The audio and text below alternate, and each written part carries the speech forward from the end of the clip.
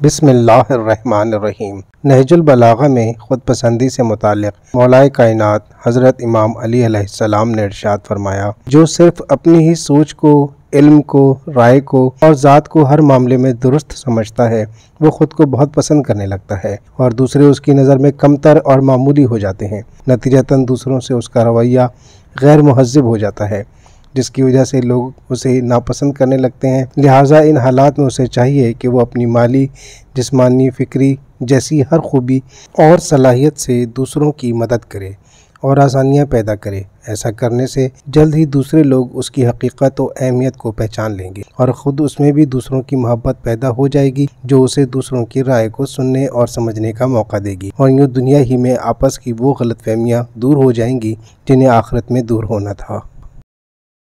Nahjul बलागा Hikmat 6।